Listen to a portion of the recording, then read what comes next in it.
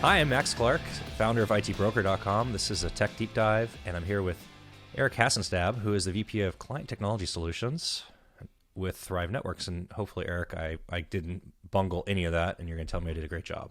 No, that's perfect. Thank you very much, Max. Very nice meeting you, and good morning to all. Eric, we were just talking a moment ago, but you've been around the block a little bit, and prior to Thrive, you were with SunGard, and you were telling me prior to that you were with you were actually out in the field doing enterprise. So if you want to give me we should actually probably capture this because I think it's relevant. Yeah, I mean, I guess from an experience perspective, I've been in a sales engineering kind of a solution architecture role for many years, and it really is being able to work with clients to find out what are the challenges, what are the pain points, what are they up against, what's keeping them up at night, and really kind of formulating solutions and proposals to really kind of fulfill those needs or fill those gaps or kind of help them, as I mentioned, kind of sleep better at night. So depending on the technologies and capabilities, I'll be able to kind of bring things to bear. I've worked whether it's in supporting cable companies specifically or enterprise or small business, medium-sized, mid-sized companies. So get a lot of exposure into various clientele, various kind of needs and concerns and alike, and really it makes it very exciting. So I mean, it really keeps it interesting. Every day can truly be something different. My first exposure with SunGard was a little bit over 20 years ago, and we had contracted them to provide a BCDR solution where they would literally roll out a semi-truck for us and park a truck in the driveway and provide workstations and servers and feed in our tape backups. And it was actually very impressive. Now, fortunately, we never had to use that, but I know that was pretty common, especially enterprises that were based in areas with tornadoes and hurricanes that got a little bit more, natural disasters and on a more frequent basis. So, unique service. I mean, as you mentioned, so SunGard, I mean, they literally developed the disaster recovery kind of solution way back in the 70s. And it really was, think of it as literally the timeshare model. I think it was Sun Oil at the time had a mainframe and said, you know what, I bought this secondary mainframe. It's just sitting here doing nothing. Maybe I can kind of slice out some time if somebody ever needs it for a disaster. And then that's how the kind of the product ever kind of came to an evolution. Fast forwarding many years later, they added and augmented and kind of kept up with the times over the years. Where they are today, obviously, it's a little bit different situation. But we're here to talk about Thrive, and I've been looking forward to this for a little bit. And if you could do me a favor, and let's start with a quick high-level background or overview and what Thrive is, and so that way I can make sure that I'm not coming into this with any assumptions that are incorrect and straight from the horse's mouth. Got it. Yep. So Thrive. So we are an managed service provider and an MSSP. So and we're when you think of it from that perspective, it's really kind of a two-pronged approach where we can support clients whether their security needs can be fulfilled with Thrive as a whole. We don't outsource. We're not looking to leverage external companies. We have our own security operations center. We have our own staff. We manage all the different technology and deliver that for the clients. But we also have the capabilities to do full-on IT services as well. So everything from a managed service provider perspective. So we're not handing it over. So if we're not from a security perspective, you have all the eyes and ears and capabilities and identifying an issue, and then we can also jump in, remediate those issues as well. So for many of our clients, so when you look at the kind of history of the company and where we've grown to, we started way back in like 2000, for example. And then through organic growth as well as many acquisitions over time, we've grown to about 1,200 employees altogether. And that 1,200 employees are scattered in the United States as well as now expanded outside of the United States. But when you look at, again, our clientele that we really kind of focusing in on, it can range anything from small business up through enterprise, but really from we're tailoring the solutions based on really the client needs. In some situations, we're literally doing soup to nuts, everything. We are their IT staff. We do everything for them. Whereas some other very large companies, we may be only doing a specific slice. Maybe we're going to be doing just OS patching or just a security layer, or whatever that may be, but be able to kind of fill those gaps and plug those holes on behalf of the client. So 20 years ago would put you as a Microsoft partner and a background in Microsoft. So you know, other platforms have become more and more common? Are you still solidly Microsoft focused? Or are you seeing, you know, diversity of devices and endpoints and operating systems and systems? I mean, what's your operational focus at this point in terms of companies? Yeah. So from a vendor perspective, Microsoft is still a huge player in the business. So we are a gold partner. We leverage from everything from operating systems that are running on either customers' infrastructure or Thrive Cloud's infrastructure as well. Any of those operating systems, we're providing management, patching, ongoing support on those, as well as we're doing a lot within Azure environment.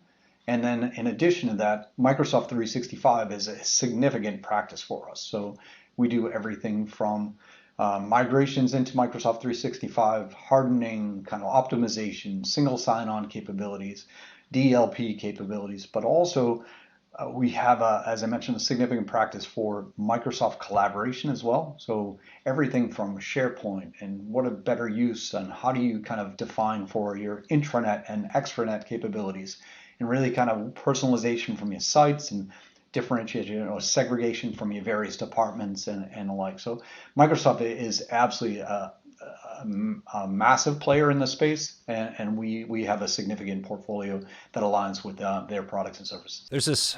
I find this assumption a lot with companies of, oh, we can just go onto Microsoft 365 or we can go onto a competitive platform and everything's just done for us. Like we don't need to have somebody help us. We can just, you know, Microsoft's just going to do it. That's not usually the case though all the time. I mean, we talk about just, you know, you mentioned a migration practice and, you know, moving applications or data from on-prem or into cloud, or probably also like acquisitions, mergers and acquisitions, divestitures. You know, when you're talking with a new company, and I'm going to go into the SMB versus enterprise here in a moment, but when you're talking to a new company, at what iteration usually you're finding them with 365? And what are you finding with people in terms of pain points or problems that they're having with 365 that they're kind of waking up to and saying, okay, we actually do need somebody to help us do these things? Like, you know, and for me, you know, I've been doing this for so long, you know, like email, antivirus, spam filtering, email filtering, these sorts of things, you know, not to say that Microsoft isn't doing a good job at this, but compared to layering on specific solutions designed around these needs, it's not great. I mean, if you were looking at, you know, there's a reason why Proofpoint and Mimecast and these other platforms are so big today. So anyways, I don't want to preach too much here, but I'm kind of curious, you know, what is the customer pain point? What does the customer journey look like as they're coming to you and saying, you know, raising their hand and saying, hey, you know, we do need help with 365, and what kind of help is that? Yeah, and you really touched on it in the beginning about when you look at what's included in the license, it gives you a huge list of, I don't want to call it a laundry list, but literally a laundry list of things that could be enabled. They're not on by default in most cases. You really need to know what needs to be turned on and how to turn it on. And so a lot of that is capabilities that may be built into the license or may need to be added on. So if there's add-on additional licenses that need to be added into, or additional features or dependencies, all those can be kind of layered in. From a defense and depth perspective, you touched on also from a layering perspective. So we'll often leverage platforms that integrate with the Microsoft 365. So for example, like Checkpoint Harmony or using Mimecast, where we can do from an email hygiene perspective of filtering out if there's spear phishing, malware, and the like, but also really kind of truly protecting the end user as that mail flow is coming through in that platform. And again, from our perspective, the performance and capabilities and the like of those two platforms, for example, they're in my perspective head and shoulders above what you'd get standard out of the box kind of platform. I was a little cynical when I started seeing Checkpoint Harmony out in the market, and I knew it was a lot of MSPs and MSSPs were bringing it to their clients because, you know, obviously there's probably an incentive or value in terms of their, you know, VAR program or resale program. Mm-hmm. But it actually is turning out to be a really good platform for people. And, you know, I've had to change my thinking about Harmony a lot. And just the capacity or capabilities of the platform really feel actually pretty fantastic. And then they have a solid, you know, I mean, they're not doing a full SASE play because they don't have the hardware and the SD-WAN appliance, right? But they've got this core component of this overlay for security for a lot of companies, remote access and secure gateways and, you know, every other acronym under the sun, right? Right, exactly. And so and you're hitting on, so Checkpoint Harmony, it was through an acquisition. They acquired a company called Avanan. So it's difficult to not shake my head and to be able to kind of continue to say Avanan. So if I fall into doing that again, I apologize. But so their model is very interesting. When you look at like a Proofpoint or a Mimecast, it's a secure email gateway, something that sits in front of Microsoft 365 and gives that front end kind of, it's got to pass through this gateway first, then it gets handed to the environment. Whereas a checkpoint is more kind of API communication, but the mail flow itself and the actual data flow is actually going directly to them. So they put in kind of mail rules that says anything that needs to get delivered to Microsoft 365, it's going to hairpin hit Avanan, do all the cleansing, purging, sandboxing, do everything it needs to do to make sure that that data stream is clear, that there's no embedded or hidden kind of attachment or whatever it may be, and then it gives it back to directly to Microsoft 365. So at that point, from an email delivery, it's now, you know that it's clean. In addition, it also pulls in things like SharePoint and OneDrive and Teams and the like. So it's not just focused on just email delivery, which many of the platforms are only doing the email. It's doing much more. Also really important, that distinction, because if you've got a gateway that sits outside of the email platform, it can't monitor or defend from stuff that's actually happening internally as well. And there's plenty of examples of this. I'm not creating this, right? Where gain access to internal systems and then use that to then launch attacks or go and traverse laterally inside the organization. And email, of course, is a really big point for that, because if you can trick somebody in your finance team to send a wire out because it comes from the right email address, I'll pick on them. Ubiquity Networks wired $40 million out of their account because somebody thought that it was from the CFO and they were buying a company. Now, they were lucky they reclaimed most of that money. So, that's not a terrible story. As a Microsoft Gold partner and as an MSP supporting Microsoft devices and desktops, and then a Gold partner supporting Azure and 365, that creates a little bit of conflict or friction for you, doesn't it? Where you say, Microsoft has, E5 security licenses and Defender for email, and, they really want to envelop everything around this estate. And when you're talking and working with a client through these things of like, how do you help make those decisions? I mean, should we be running Microsoft, Defender and Sentinel, or should we be running, a CrowdStrike or a Sentinel-1 or a Carbon Black or fill in the blank EDR? What SIM do we use, or what email platform do we use, and do we embed that all with Microsoft, or do we take some out? So how do you manage that, and how do you manage that, everything inside of Microsoft versus some stuff inside of Microsoft and some out? Yeah, and I think there's kind of multi layers there. I mean, when you look at when you're trying to bring all things into Microsoft, and not saying that they're not doing a great job, you may not be getting the best of the best in there. And from my perspective, it's where customers can take the approach of I'm just going to go out and buy point vendor solutions and I'll try to manage all those individually. And now you've got this sprawl of various vendors and contracts that you have and difficulties. I've got various dashboards that I have to manage it all, and it's not coming into a security operations center and the like. So that poses a different challenge. What we do essentially is we'll take the approach of what is best for the client themselves. What is the best way to protect them? And then again, I'll go back to keep on mentioning about defense in depth while layering kind of capability. It's saying, how are we going to protect this, and what are the various layers that we're going to have, and what is the best solution to do that? It might be Microsoft, or it might be something different. And in that case, we'll come in with, here's the solution, but behind it is the support that you have. And that's really, to me, is the value. So anybody can go out and buy a point solution. If they didn't configure it properly, they're not tuning it properly, and they're not managing it properly, it's not going to work well. So in our case, we've tuned it, we optimize it, we continue to support it, and we're continuing to kind of update and manage that along the way.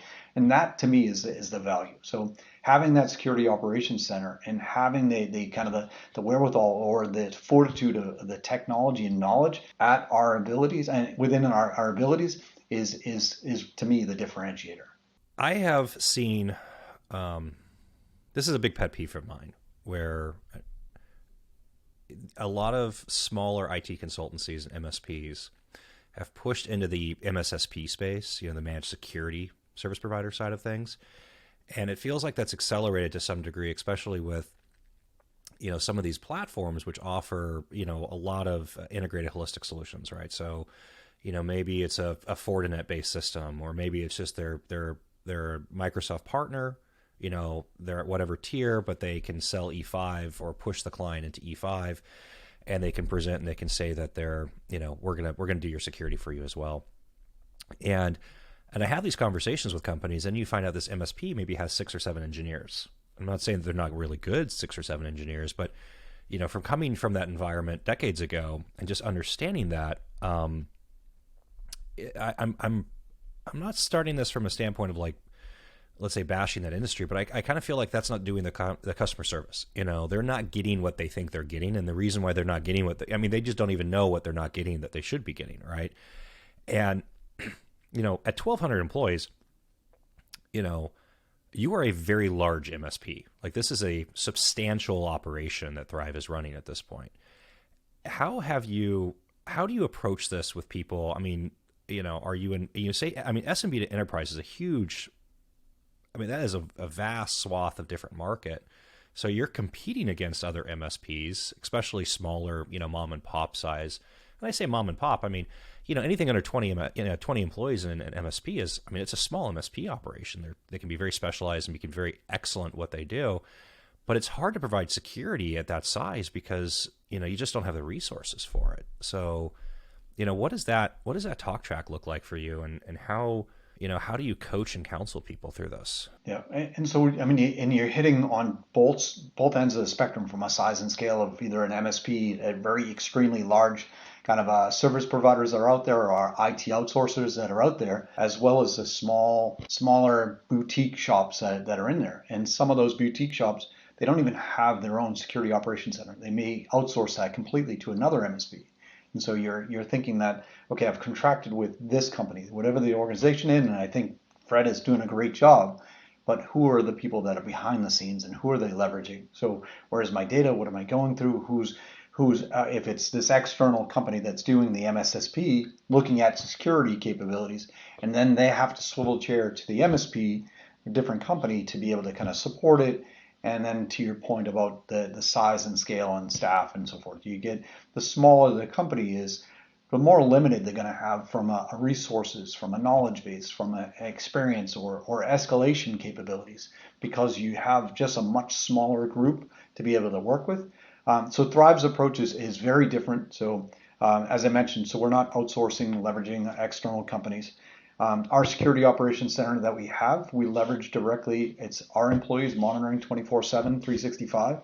But when we need to jump into a platform, a firewall switch, wireless access point, Microsoft 365, or whatever it is, to close that gap or close that issue or remediate that issue, we're able to jump right in to be able to execute that. From a service delivery perspective, so we take a very different model also, that we're not a pool of 900 technicians that you're just calling into a call center. And really what that's meant to be, so we'll break it into, each pod is kind of either from a vertical focus, maybe it's healthcare or finance or other, as well as we'll define a specific client to a specific pod. So you get familiarity with the pod members and people that are on that pod staff, and they become very familiar and intimate with your network, your environment, what makes you unique.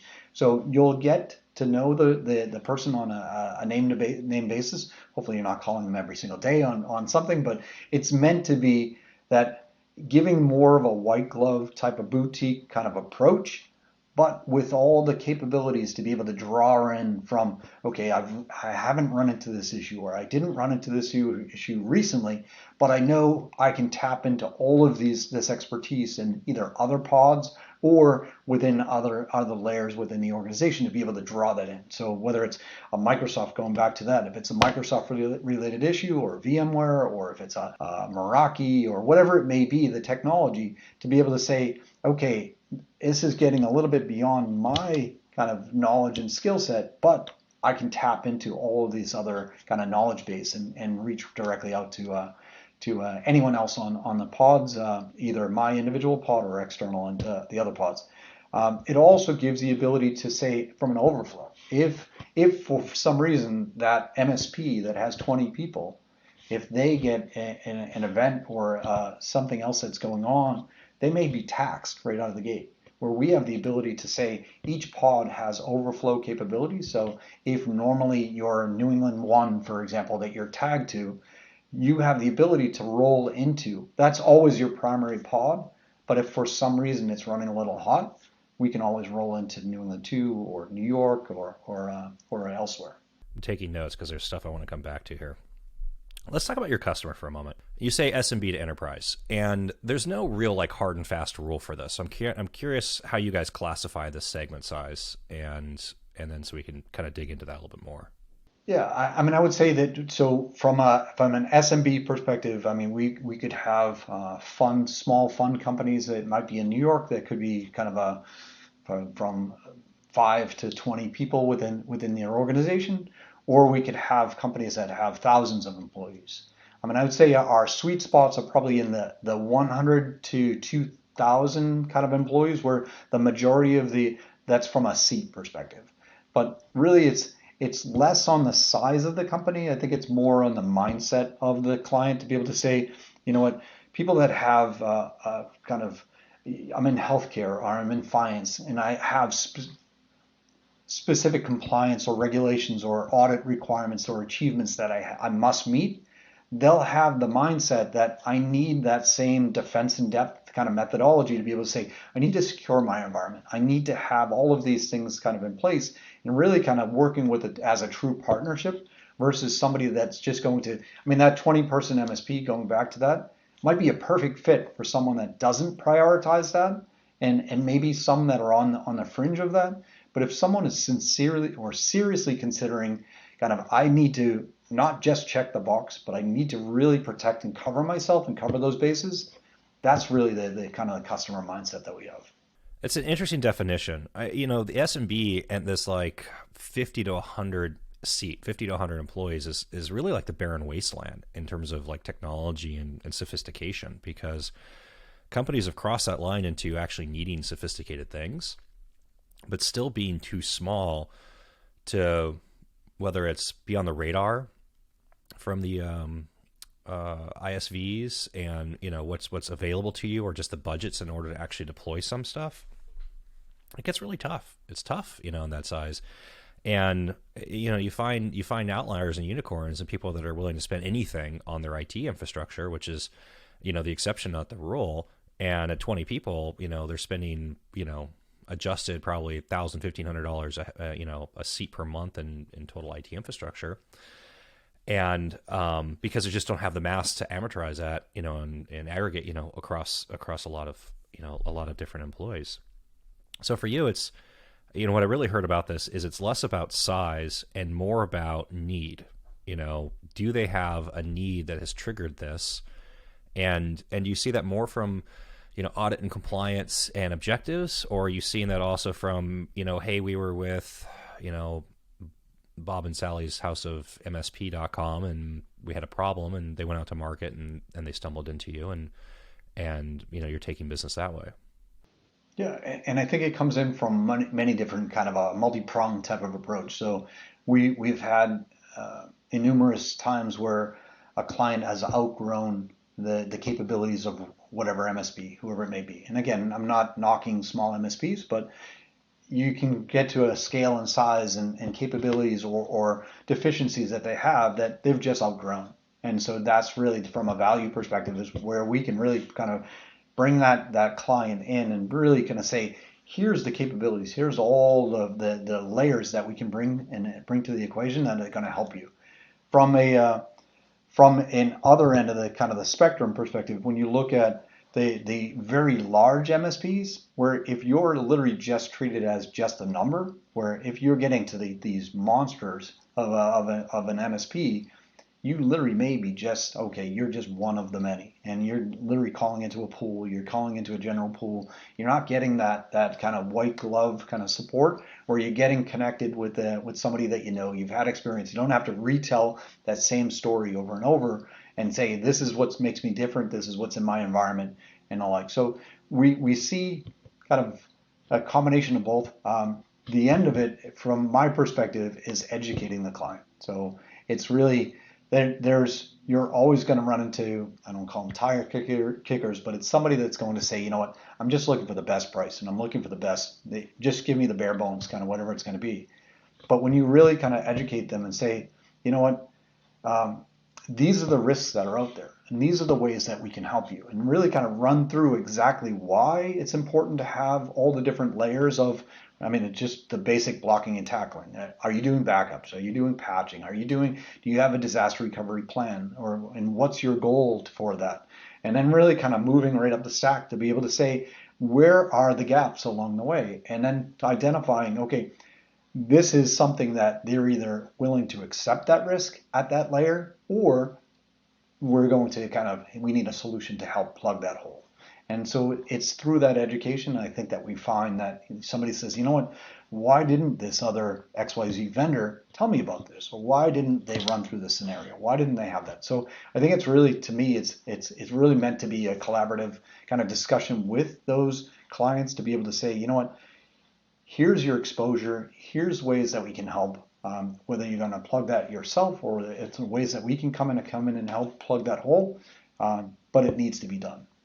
This is the conflict with IT, where you have, it's absolutely essential for every business everywhere now at this point to have a functioning IT, and waiting for this thunder to go off here.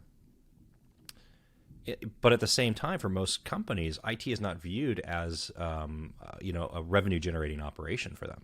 It's an expense, right? So the friction becomes, okay, well, we have to manage and constrain expenses and drive expenses down, not necessarily invest in them, right? So you're kind of in this like, we need this and it has to work perfectly, and if it's not working, then it's a problem for us. But at the same time, don't spend any money on it, right? And there's always this like push and pull, I feel like, that happens inside of companies, especially if they're not technology focused businesses where they're actually driving revenue out of tech. Now, you talk about trading and investment funds,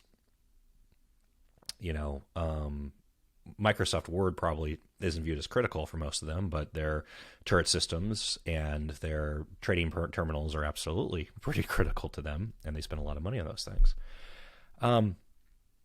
Let's talk about onboarding. And you touched on technology, and you started rattling off a bunch of different names. I mean, at this point, there's let's just call it half a dozen. Let's say a dozen main network pieces of network gear and firewalls are in the market today, right? And you can say Palo, Juniper, Cisco, Meraki, SonicWall, FortiGate. I'm missing a whole WatchGuard. I'm missing a whole bunch here, right? And there's Checkpoint. I mean, there's plenty, right? How, from a support infrastructure standpoint, you have a challenge of now being pretty broad to support a diverse customer base. But at the same time, it's hard to become operationally excellent in a dozen different firewall technologies. So are you taking people on and saying, okay, we'll run this, but we want to replace it? Or is it sorry, you're running this stuff, we just can't support you because we just can't support you? Or,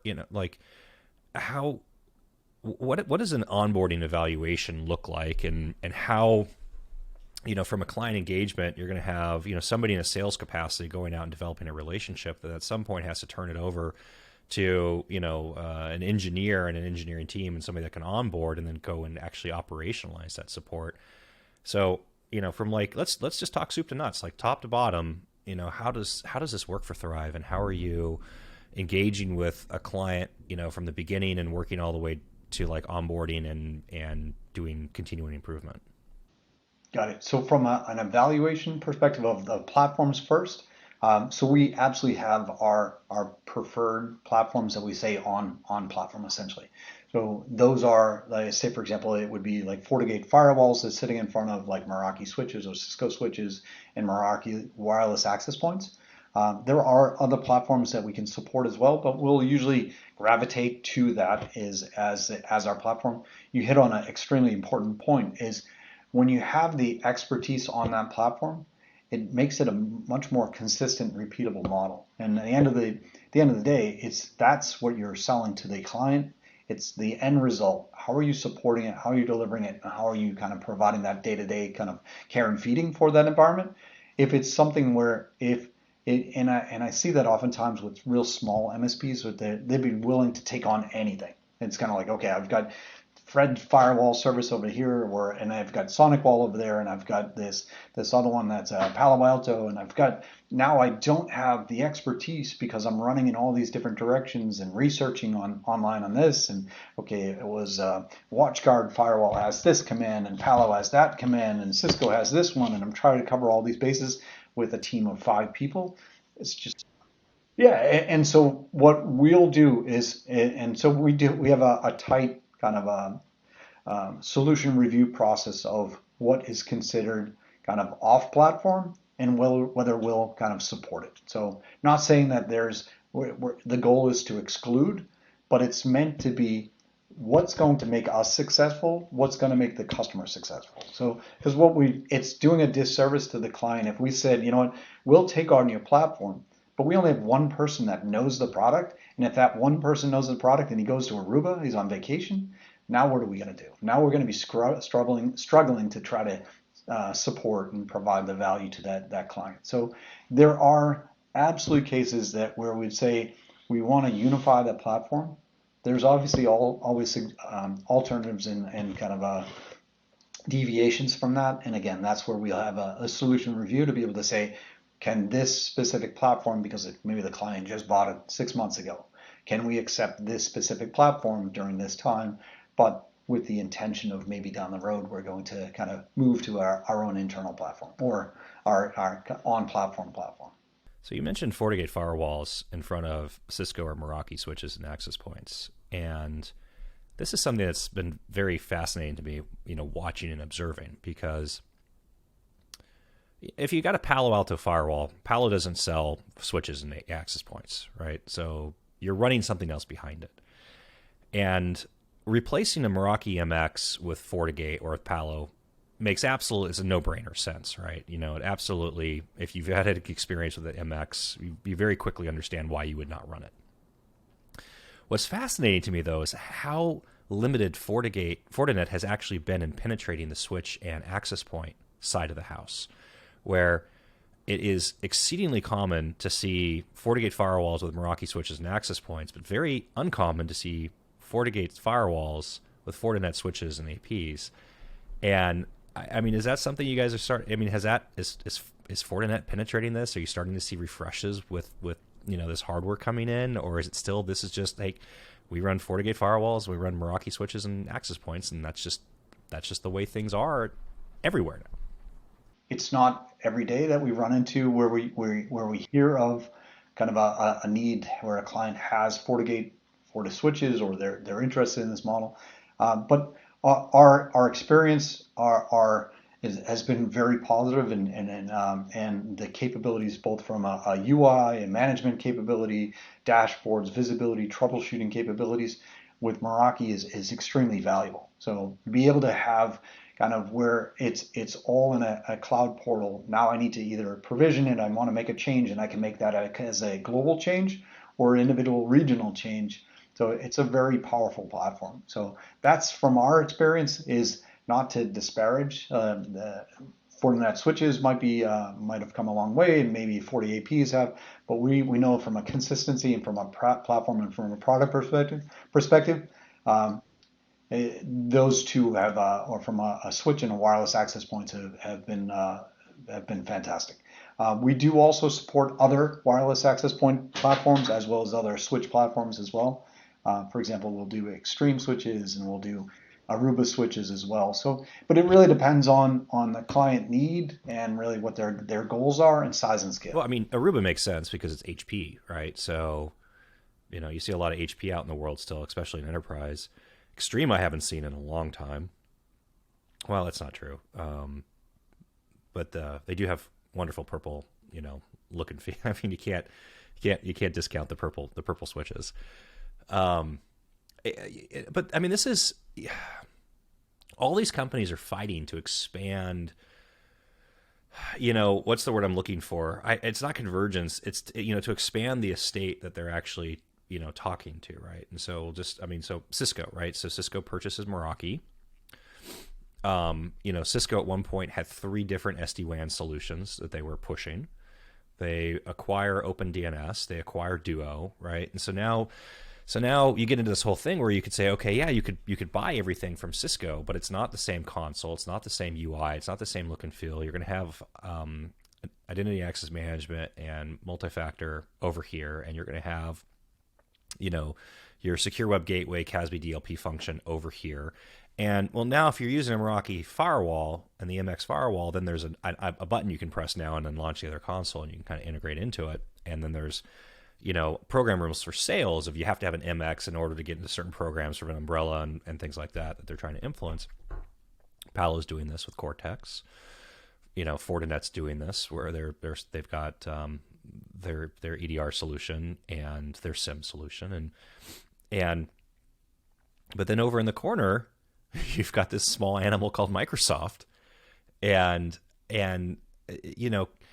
how are you guys navigating this with your customer of saying, the example, right? You should have a FortiGate firewall, you should have a Meraki switch, but you should have, Defender EDR, and you should have, this for SIM, and we're going to use this for threat intel, and we're, and because it's a lot of Legos. In some cases, these Legos already exist, which might be the easier example. Like everything's already there. You just have to come in and make it work properly. But when you start talking about taking blocks out and putting new blocks in, and you get in this crazy Jenga tower very quickly.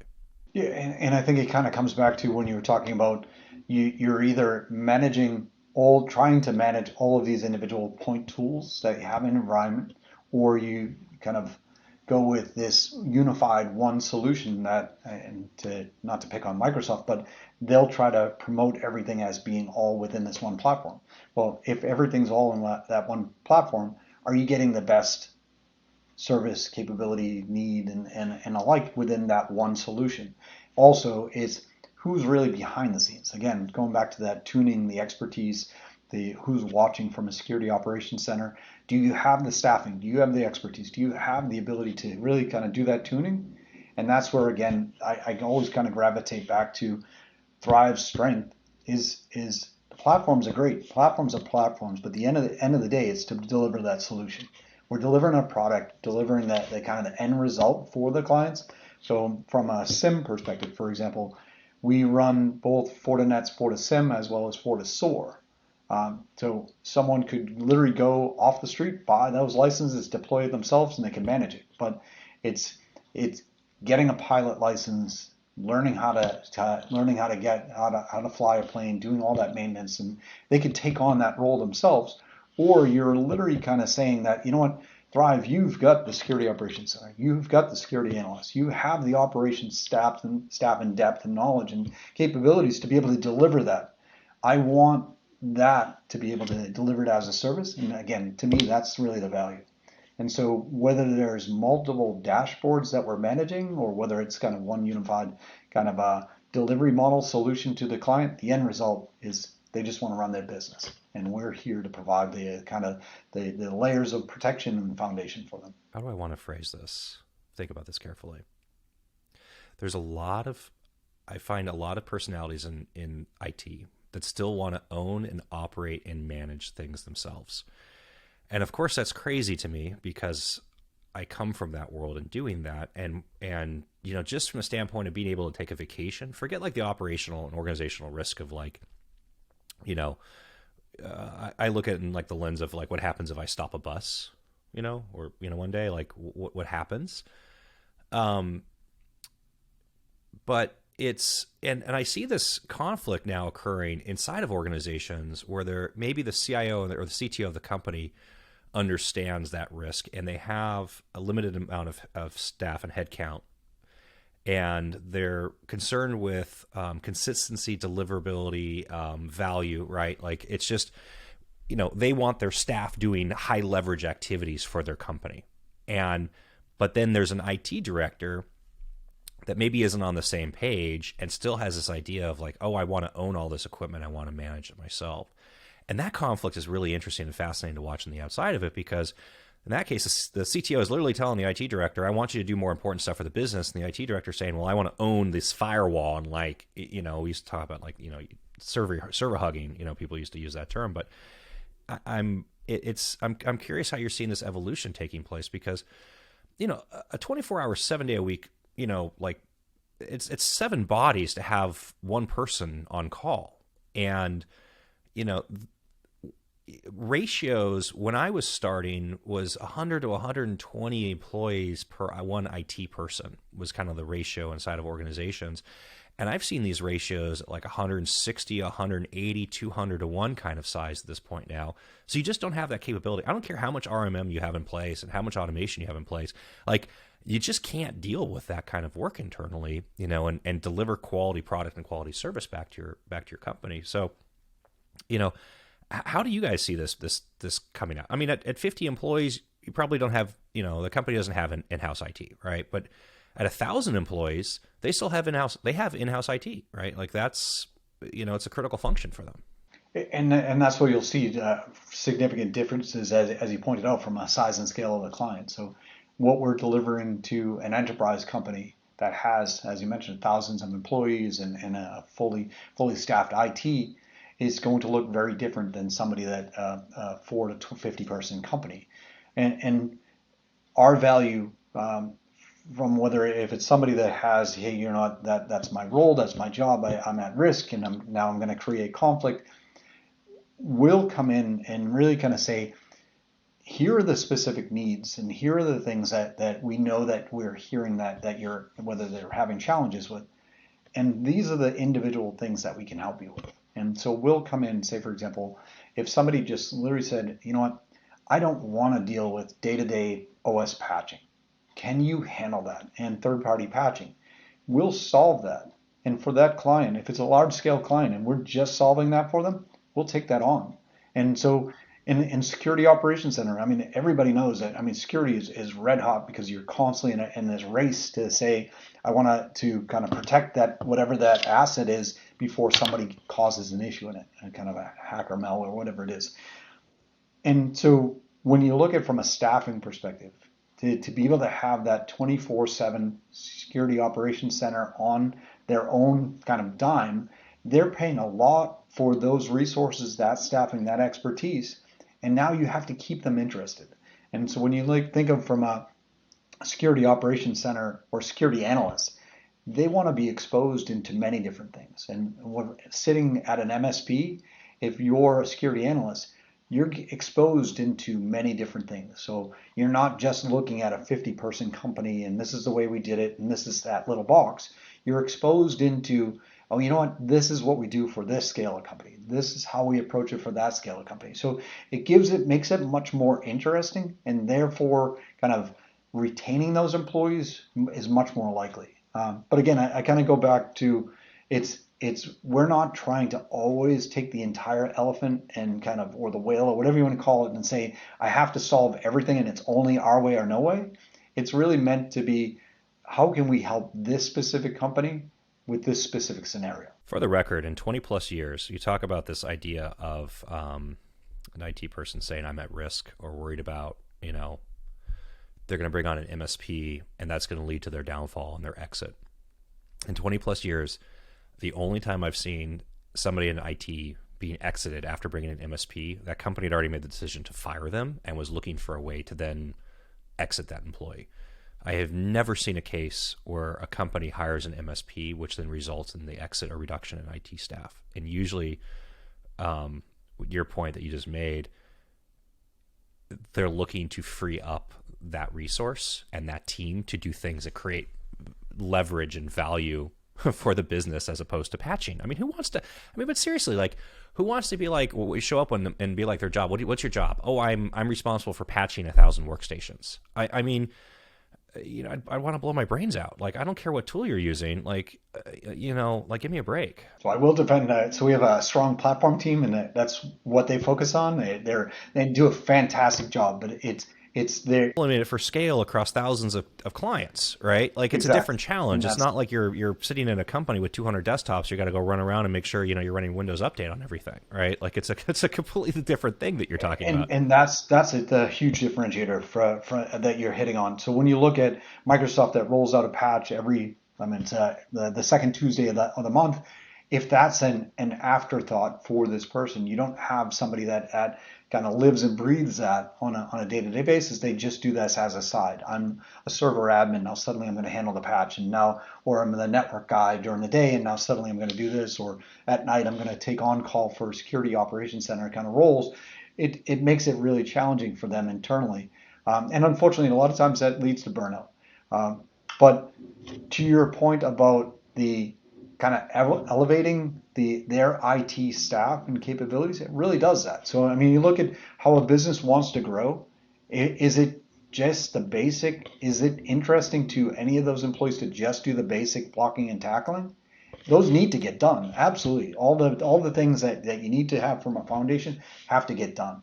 But if you can elevate your team to say, here's what I want to develop from my capabilities, here's what I want to offer from enhancements to differentiate the organization, whether it's a new mobile application or it's a new service, or I want to do more with SharePoint, it's really allowing them to kind of grow the team. And again, going back to making it interesting for those employees.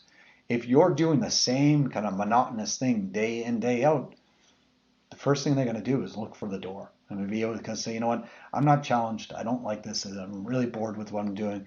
I don't see a growth path. I don't see any kind of opportunities ahead of me. I'm going to look elsewhere. And that's where, unfortunately, it leads to a lot of risk for clients. Through onboarding and implementation for Thrive. So, you've gotten to the point, a company has signed a contract with you.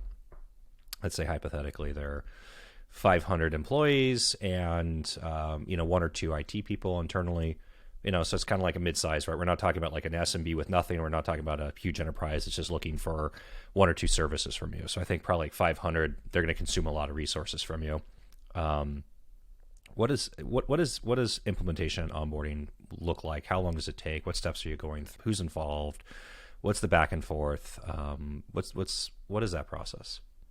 Got it. So we have a strong. So Thrive has a strong PMO organization, so project management organization.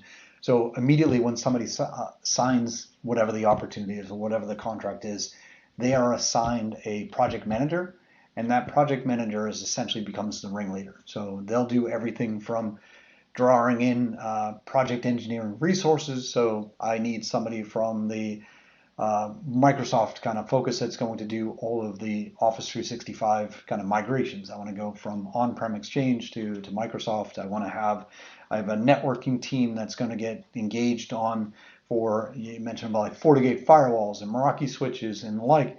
So they'll bring in those individual project engineers for those specific tasks.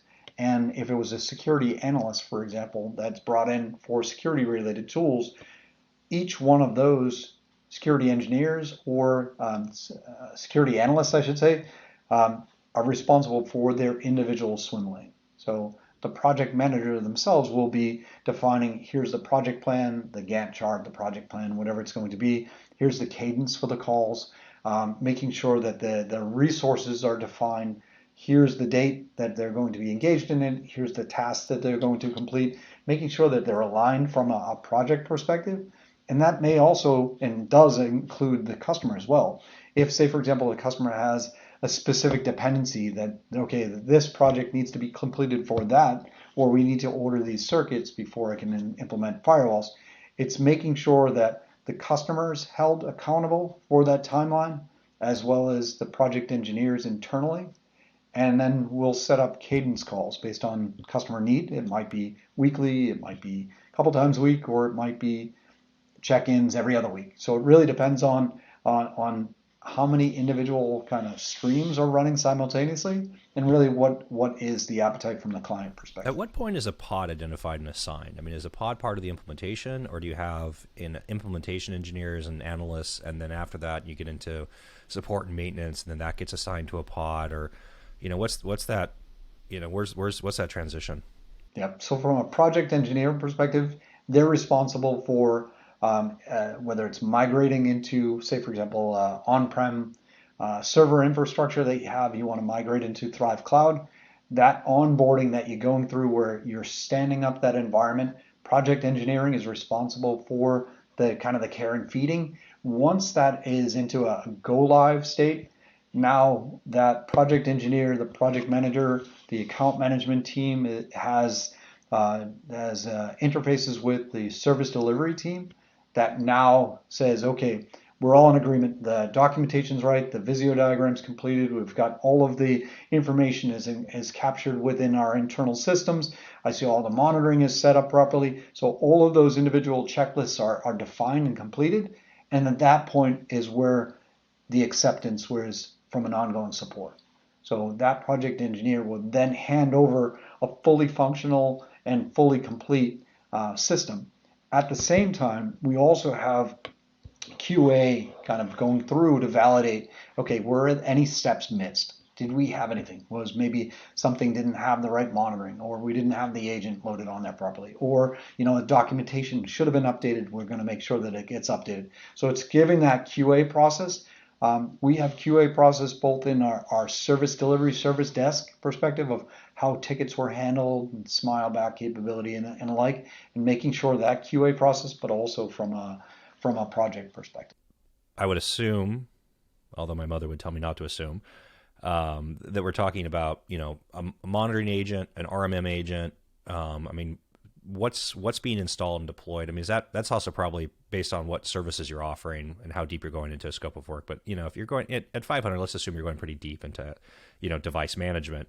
So this is really a push towards, your monitor's in place, you're collecting data, you can test, see what's happening on the devices, you can remotely manage the devices and connect to them beyond just like an MDM, but, an actual RMM agent. And then this all gets tied into your own service desk. It is. Yeah. And then all of those tools, whether it's monitoring or RMM, as you mentioned, all feed into our ServiceNow platform. So ServiceNow is from a change management perspective, ITSM, incident management, client portal, everything. So all of the backup reports, security reports, or the like is all captured on your client portal. It provides a front end for end users to be able to open up cases. They can look at knowledge bases. They can look at resetting their own passwords, for example. All of that's right at their fingertips. But when you get into like an admin level or a POC, we call them, a point of contact, they'll have much more visibility across their entire enterprise. What's happening? I want to see dashboard reports. What's the speed of answering the calls? How are calls being how are tickets being opened? Is it somebody that's going through the portal? Is it somebody that's calling the service desk? Is it somebody that's emailing? And you can really see if there's any kind of patterns. So we have visibility and we're looking at all that data as well to be able to see, are there repeating patterns where, it's this time of day on Monday where we get a huge volume and it seems to be isolated or centered around these specific devices or service. Well, maybe that's a red hot area that we really need to kind of focus on. Client has access to all that dashboard and visibility as well. And then from a platform, as I mentioned, monitoring and RMM, all of that feeds into ServiceNow. So we'll use that as a CMDB. So all of the inventory, here's the serial number of your servers, workstations, switches, wireless access points, whatever it may be, all feed into that environment.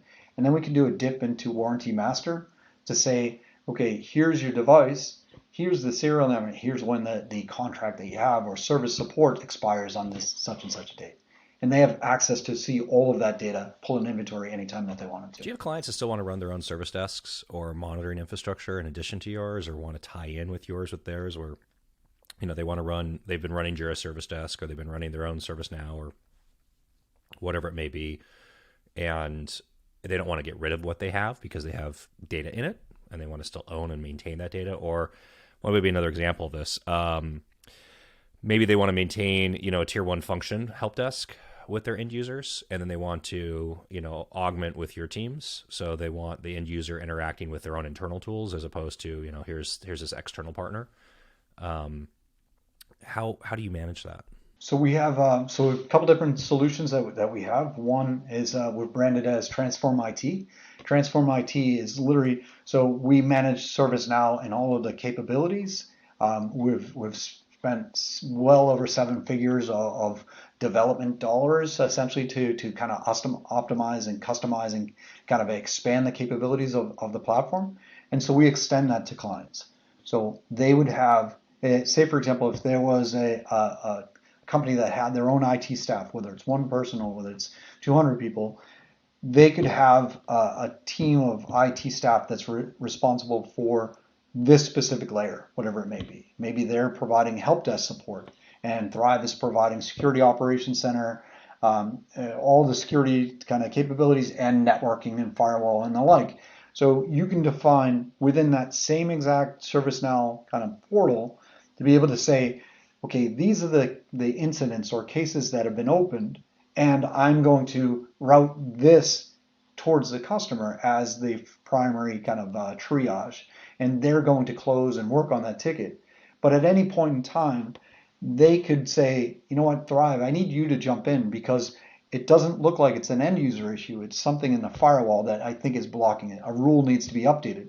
So that same exact ticket number, or we call them cases, that same exact case number could then be transferred directly over.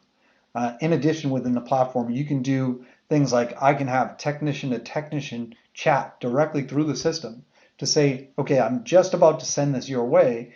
You can see all the different fields that have been updated with all, and it will literally highlight every field. But prior to sending that over to you, I want to make sure that this is really the reason why. So you can, of course, capture some of the updates within the ticket and notes, but if you want to just literally have a technician to technician, it really kind of gives you that capability directly within the system. Now, an external ticketing system like Jira or many others that you had these other platforms, some customers are really embedded and ingrained with that platform, and we have ServiceNow with the integrations and APIs and kind of, we'll just call them APIs. There are many platforms that can integrate directly with it. So we do have the capability to be able to kind of extend if they had their platform and they've spent a considerable amount of dollars and they're in it for a long-term contract and not going away from it. We can have integrations to be able to say their platform talks with our platform, updates the ticket. The only difference, I guess, from that perspective is going to be, or not the only, but it's going to be in this ticketing platform has this ticket ID, that ticketing platform has that ticket ID, but they all have references and hooks between the two to say, here's the linkage between. Onboarding and offboarding is a challenge everywhere. It was a challenge when you still had a primary office locations and people were coming to the office. And now with more and more workforces being remote and remote centric, that accelerates this as a challenge. Are you guys, is this something that you're tackling for your clients? I mean, are you, maintaining equipment life cycles, maintaining, hey, we've just hired this person, they need this equipment, this is where they're at, they need, like set them up, or this person just left, that in and of itself at scale becomes challenging. I mean, a 1,000-person enterprise has a constant churn of people every month coming in and leaving the organization for whatever reasons. And, how I think part of the problem that we've seen with that over the years is just maintaining inventory and saying, okay, do we have a strategy of like how much workstations do we have on the go, or do we need to order the workstations, or do we order devices, or do we order from Dell, or do we order from Lenovo, or whatever the actual Apple, whatever the actual ordering structure is. Is this something that you have a solution for? Or is this just something that you talk to with the client and say, hey, how do you guys want to manage this? Do you want us to help you with this? We can help you this way. Like, what is common in there nowadays? Yeah, and I'll kind of go back to the power that ServiceNow and the capabilities that are built into the system. So we have a strong onboarding and offboarding capability where you can have where a client can log directly on the portal, or we can integrate with HR platforms, for example, that they'll say this user is starting in on this date. This is the email, this is the information, this is the title, the reporting, this is the model that we're going to use. Reference this specific model, meaning that they're going to have whoever, Daryl Strawberry, whoever it's going to be, and model after their profile. What do they have? What access, what applications, what capabilities, what distribution lists are they going to be tagged to? What other services are they going to have? Inside also in that drop down would be, do they need equipment? Do you need monitors, desktops, laptops, docking stations? Do they need other kind of ancillary equipment as well? And through that process, it will literally kick off kind of multiple threads. So maybe it's automation to be able to say, okay, I'm going to do a procurement request that goes out to a VAR that orders equipment, specifies that it's going to be Intune autopilot provision, and that all the parameters, the registry settings, the stripping out bloatware, installing specific applications, do whatever it needs to do to customize to that specific user, is all provisioned directly to it. In addition, we can also layer in that because you've modeled after this specific user, here are the other applications or personalization that need to be applied, or as I mentioned about ordering equipment, it's here's the monitor, docking station, and the like that needs to come along with it, and we'll coordinate all of that as it gets handed out directly to the client. So Judy starts next on we'll say May 1st because it's coming out.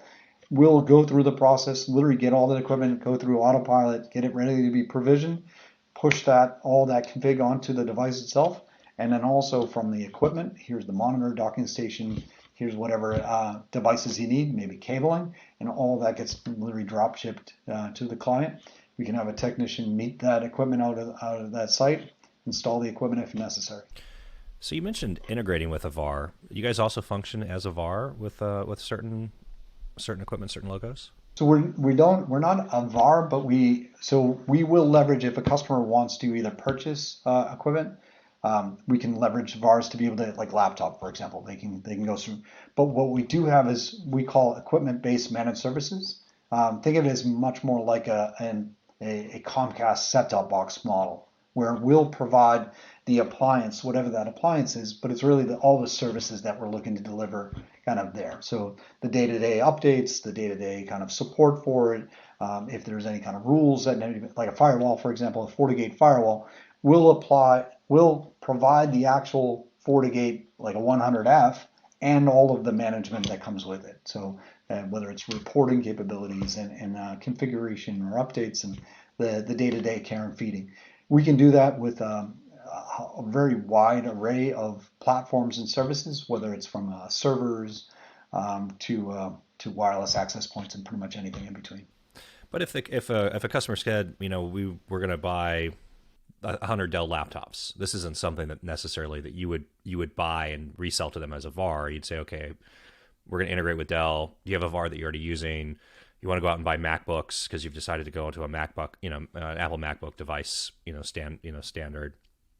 They would still maintain that VAR relationship, or you would help them, directly with Apple or directly with Dell or directly with Lenovo or whatever it was actually. Yeah, so absolutely. So going back to the autopilot, for example, if it's a Windows laptop, and they have a relationship with CDW or something like that.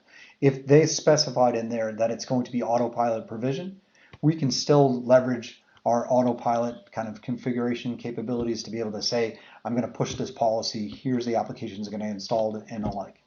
If, say, for example, a client on the other end of the spectrum wanted to purchase all of their equipment through Thrive, and through our procurement department, we will reach out to various, whether it's Dell, whether it's Lenovo, whether it's going to be Ingram Micro or others, to be able to say, I need to order this type of equipment. What is the pricing? What is the configuration? What's the availability and the like? And we'll coordinate all of that. So everything from the actual hardware kind of delivery to setup, configuration, and the like can all be handled and managed by us. But again, kind of going back to not every client is looking to just purchase hardware. If they're looking for the service that gets delivered, if it's something like, as I mentioned, whether it's a firewall, a switch, a wireless access point, a server, or anything along those lines, we can just provide that as a service. They don't have to. There's no capital outlay. They don't have to pay anything in advance. There's no maintenance that they have to support. It's just the monthly recurring for the service. Network equipment plays perfectly into that, right? You need a firewall, it's this much per month. You need a switch, it's this much per month. For the rest of this, when you say service delivery, how many different approaches to billing, or engagement models does Thrive have? Because, classically an MSP, wow. Classically, an MSP is going to market and they're saying, hey, we're selling time, and they're going to package time in different ways. But really what they're doing is they're selling their engineering time, at a markup, accounting for, beach time, right? So, when we talk, we've talked about a lot of different areas of, of IT augmentation, MSP, SOC, all these different things, right? Is how much, what is your billing structure and your engagement structure? Are you still encapsulating time where we're saying, hey, at this size, and we're expecting to spend this much time, or you're saying, hey, it's you have this many seats, it's this, this is your options, it's this price, or, you want this level of service, and how, what does this look like? So, I would say it's going to vary based on the size and scale and what we're delivering for the client. If we're only doing a specific point solution, going back to OS patching, here's the delivery model, here's the monthly recurring. Everything from a Thrive perspective, I would say from a service perspective, is a consistent monthly recurring. You know what your budget is, you know what's going to be delivered, and here's it's X number of products or services that you have translates to Y. Here's your monthly recurring. Maybe not Y, it's probably a bad choice of a letter, but here's what the actual cost is to deliver this solution. If that scales and I needed 10 times as many, obviously there's going to be some kind of scale adjustment that's going to go on the other. What we don't have is we're not providing kind of here's a 9 to 5 solution at this price, and then the second shift is going to be a different price, and the other, and it's all 24/7. So at the end of the day, from our perspective, and especially when clients that have kind of the like-minded clients that have kind of the auditing compliance and kind of the mindset that I need to be up and running at all times, that's really where we're delivering. So it's 24/7 for all of the security services. It's 24/7 for all of the services that we're delivering. So if Judy's in the middle of the night running into an issue because she can't open PowerPoint or can't connect to email, well, it might be critical because she's got this important meeting the next morning. I'm not going to wait till 8 o'clock in the morning to service her. I'm going to be on the phone with that person, resolving the issue in the middle of the night if I need to. So do you have clients that'll do, help desk internally themselves, with certain hours, and will, then roll over to Thrive for help desk after hours? If Judy calls in at 11 o'clock at night, that's not going on to an on-call help desk person inside the company, but it's going to your team? We do have, it's not as prevalent, but we do have cases where we'll augment essentially their existing staff or team. We may have ones where I have boots on the ground, meaning that they have on-site IT staff. As you mentioned, maybe it's during the day and they can handle certain things and they can kind of run around and support all of the local, but they don't have the staffing or expertise. And they need either a lifeline where they're contacting us to be able to say, a little bit beyond my ski tips, Thrive, can you step in and help me on this situation? We'll do that. Or we'll do, as you mentioned, whether it's after hours kind of take over, or not take over, but adding in, augmenting their actual support where you're on now you're on the hook that it's the clock struck at the specific time. But I would say the vast majority of our clients are absolutely, it's Thrive provides this service and provides that responsibility and ownership for that. So whether it's end user support, help desk support, or whether it's security related services. Traditionally, we're not kind of passing the ball back and forth, but we look on an individual case basis essentially. Tell me about Thrive Cloud and position it against Azure. And again, assumption on my part, but I wouldn't say that decision is going to be on-prem versus off-prem, right? Really, it's probably, your infrastructure versus an Azure infrastructure that clients are looking at. Yeah, it kind of going back to the education perspective. From our perspective, it's what workload belongs where. So we can certainly support Azure, great platform, very scalable, lots of capabilities, especially when you get into like platform as a service and the like. But one of the challenges with all kind of hyperscale clouds is the variability in billing is what we run into. So you've got, I kept this platform up and running longer than I expected. I've sent too much data. I've rung the register too much. And now suddenly you've got this ebb and flow. Oh, sorry, I thought my Teams was off. You've got this variability in the billing because it's now suddenly it was this at this month, and next thing the next month jumps up and then it goes back down. What a Thrive Cloud really will do is, so Thrive, taking a step back, is what is Thrive Cloud? So we have multiple cloud locations that are at various co-location, very large scale co-location. So we provide everything within our cage environment. So it's all of our equipment. It's all managed by us. And part of that is the solution called Thrive Cloud. So Thrive Cloud is a true VMware stack, as you imagine. We'll manage up through the operating system, potentially higher. We could do OS patching. We could do EDR on top of that. Or a client, if they said they're going to handle the patching and EDR themselves, fine. Well, you can just end at the operating system and the licensing that's there. But really kind of going back to from a consistency and delivery and from a pricing model perspective, they know exactly where the bill is because it's a flat, consistent fee on a month-to-month basis. You have this number of virtual machines, you have this amount from a CPU, RAM, and disk perspective, and here is your backup. Here's what the cost is, and that stays consistent. Obviously, if you ever scaled and you decided I'm going to add 4 more virtual machines or 10 more, obviously that's going to get adjusted. But now you know exactly where that fixed fee is. Right? So it really eliminates the variability. Other things that we can do is adding in like disaster recovery as a service. So if you're in Boston in our Thrive Cloud location and you want to have complete out of region, we have another Thrive Cloud in Texas, for example, or New York and others where you could replicate from Thrive Cloud Boston and have your recovery in Texas. So not only do you have immutable backups, you have all of your data is kept in a solid kind of protected state, but also if there ever was a disaster, you have the ability to failover. We'll stand that environment up for you and provide access for you to be able to get into that environment. Also includes tests. You can have multiple tests per year or a single test per year. Super important. If you're not testing and you do nothing else, test your backup, please. Please. Agreed. So for companies that are already using like what's popular, Veeam and Zerto, right? It's like it kind of feels like you're either on one or the other. Could they actually take and use you as an endpoint, a target within Veeam and Zerto to back up their environment into Thrive Cloud and then be able to execute a DR with that?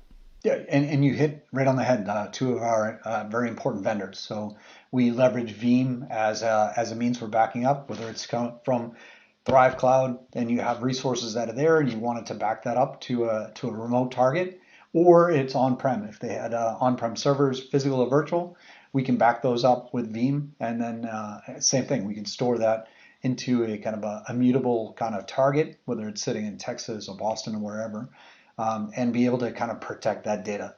From a real-time replication, Zerto has been a fantastic product. I mean, they're now obviously a HP company, but they have been, I don't want to call them a clear leader, but they really are kind of a significant leader in the space, and we've had great success. So again, whether it's Thrive Cloud and you want to replicate, here's the VMs that I want to protect. I'm continuing to push that data, change block tracking and pushing it from point A to point B. And as those changes are coming in, it's just going across the wire and replicating to the destination. We'll do that both for customers that have their on-prem infrastructure, virtualized infrastructure, either Hyper-V or VMware into a Thrive Cloud disaster recovery. And again, it's delivering the end solution. We're on the hook for delivering the recovery, executing the recovery, and executing the tests. Are you doing this with VMware Horizon? Are you doing desktop as well? Or is this just? We do have desktop as a service. We're not using VMware Horizon. So today we have a couple different flavors. One is if you wanted to be on Thrive Cloud, for example, we'll leverage Citrix Cloud as a front end. If you want to be in Azure, we can do Citrix Cloud as a front end, or we can do native Azure Virtual Desktop as well. So we'll deliver kind of end user support. So all of the kind of spinning up the desktops, making sure everything's working. I can't print, I can't do something. So all the benefits a regular help desk would deliver, it just happens to be in a virtualized environment. Eric, what have we not talked about? I mean, I'm looking at my note sheet here and I'm trying to think of other really good questions to ask you, but here's a good one. Scaled up to 1,200 employees. And you mentioned now pushing international. And this makes a lot of sense for anybody that's a multinational corporation based out of the United States that then has operations in other markets. Have you gone as far as multi-language support within your environment? Are you hiring, native Spanish speakers or French speakers? Or, I mean, how deep into the international space have you gotten? So we do have some international. Spanish is definitely one. So we have Pod, we have architects, we have others that are multilingual. We do have presence in Singapore. Obviously, UK is not, that's English, so it's not going to be that's not going to be the case. But we do have presence. I would say from a Singapore perspective, we're in Australia, UK. As well as up and down the East Coast and various places in the United States. But I would say from what languages specifically, I would say Spanish and English are probably the two today. Eric, my main takeaway from this is Thrive is much bigger than I thought you were. And, on a quick glance and a cursory kind of evaluation examination from the outside, I'm actually very pleasantly surprised. I mean, it's to operate at scale for this much time, but also at this size, is really telling. I mean, it says a lot about what it is you guys are doing, and that you do it well. Because 900 engineers. I mean, that is a significant amount of infrastructure. And part of what I'm always looking for in evaluating and talking about is leverage at scale, right? And creating that. You've spent a ton of money customizing ServiceNow. A 10-person MSP does not have they're picking a platform. They're going to pick ServiceNow. They're going to pick Kyocera. They're going to pick something, and they're going to say, okay, this is our platform, and whatever that platform does is what they do. And there is an incredible amount of value that gets created once you cross into that, those next sizes. When we talk about like the SMB desert, MSPs have the same problem. MSPs smaller than 50 employees are in the same barren wasteland as all the other SMBs that they're probably supporting out there in the world, of just not being big enough to do certain things. I don't care how good their teams are, you just can't. So I'm very impressed. It's been an absolute pleasure, going through this. I've got a ton of notes. I'm sure we could probably talk for another 2 hours and just go in circles and deeper and deeper and deeper down this rabbit hole. But I will give you the last word. Anything that we have not dug into that you think we should touch on before we wrap this up? Yeah, I really want to thank you for your time, Max. I mean, I enjoyed the conversation. There's lots and lots of capabilities that we can have and that we can provide. I would say as at Thrive. Again, I think it's really meant to be. The education to me is really such a huge part of educating the client, making sure that they understand exactly, here are the ways that we can help. Here are the challenges that you're up against, and how are the things that kind of align there. So it's obviously I'd love to say that we can provide all things to all clients. There are definitely going to be fits, and then maybe there's some that we don't. But at the end of the day, it's somebody. If I can educate a client and really kind of get them to understand, here are the exposures, here are the needs, and here's what you got to solve, and they take that on and solve it. It's protecting them. So, and that makes me kind of obviously I would love to have it if it was my product and solution that's fulfilling that need. But at the end of the day, you're looking to solve that for them and kind of eliminate that exposure. And what that also creates is an opportunity in their mind for, they provide this good guidance in the past, and I'll talk to them on the next opportunity. Awesome. Again, I'm Max Clark with IT Broker. This is Eric Hasenstab with Thrive Networks, and this was a Tech Deep Dive.